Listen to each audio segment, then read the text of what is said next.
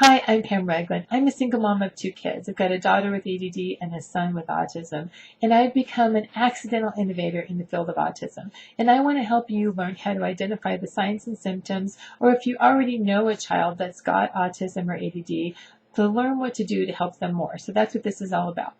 You may not realize, but autism has gone from 1 in every 150 kids to now it's 1 in every 50 kids by the year 2013.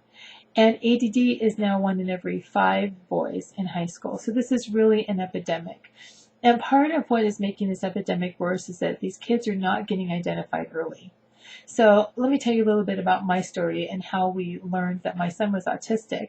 And then I want you to take some paper and take some notes. And also at the end, I'm going to give you some things to do. But one thing that's really important is forward this video on to other people, because there's a lot of people that may be sitting there with a lot of these signs and symptoms, and autism isn't even on their radar. And that's what happened with me. Like, it didn't even occur to me that my son could be autistic, not because I was resistant to it, but just because I had no idea. I really had no idea. So my son was relatively normal for the first 6 years of his life. He really wasn't having any issues. The only problem that he had was he had a speech delay. So I want you to write that down, because sign number 1 of autism is a speech delay. And it could be minor speech delay or it could be major. In my son's case, he had 80% speech impairment, which makes it major. But he wasn't having any of the other typical, again, autism symptoms. But he did have a speech delay. So that was the first sign. Other than that, he was fine. And then U.S. Bank sold our house illegally, and we had a restraining order. We had a forged loan. I owned it 19 years, and I wasn't upside down. I had equity. So I really never thought that any judge in their right mind was going to kick us out with all those circumstances, but they did. And once we got forcibly evicted, my son started having major issues. Now, again, I still thought it was because of the trauma of being, kicked out of our house, and it was, but it was more than that. What happened is the trauma brought out his autism symptoms, where previously, because of the quantum thought shifting I had done with them, and a really stable environment, he was fine.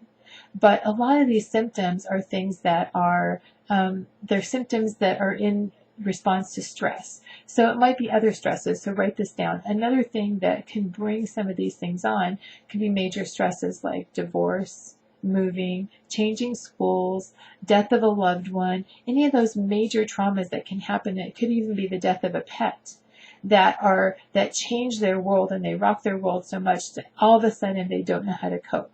So some of the things that my son started doing is he started flapping his arms. He started chewing on me and nibbling on me. He started having outbursts and meltdowns in school. He started getting in trouble all the time. I was at school like 3 times a week. But finally, after 3 years, he hadn't learned anything.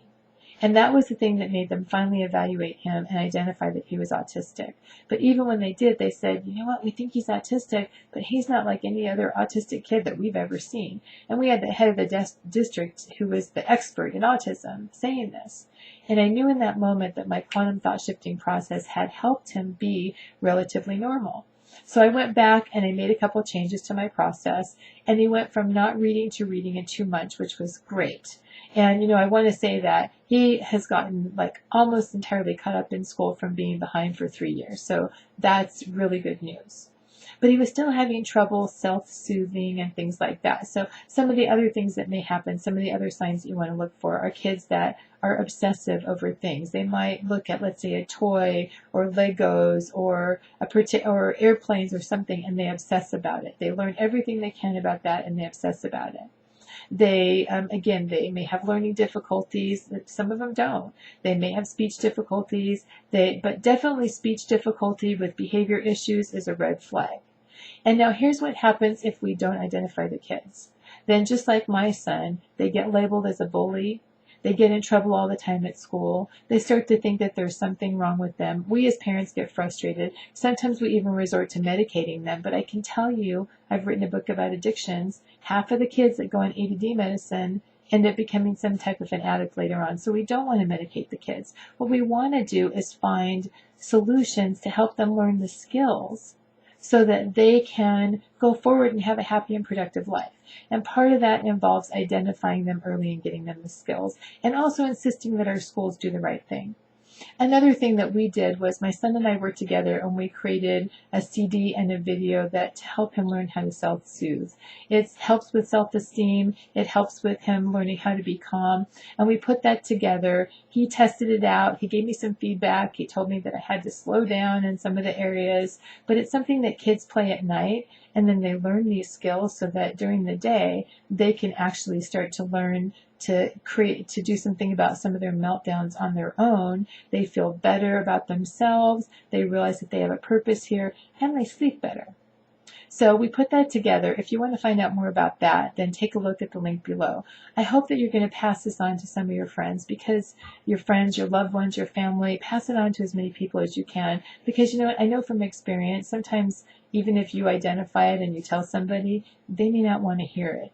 But the truth is that we do these kids such a great service not to let them suffer. I mean, my son suffered for 3 years when he didn't have to. Kids don't have to go through that. They don't have to go through that. And with so many, foreclosures and traumas and things like that, chances are that there's a lot more kids. I mean, I see them coming to me all the time who are being impacted by these things, and even if they were identified as autistic, their symptoms are getting worse. So that's what the CD is for. It helps with that. I hope you'll take a look at that. I hope you're going to pass this on and tell your friends, because this is an epidemic and we need to put a stop to it. Thanks a lot. I appreciate you sticking with me to the end, and I hope that this has been valuable to you. And I hope to hear from you and connect with you personally. Bye.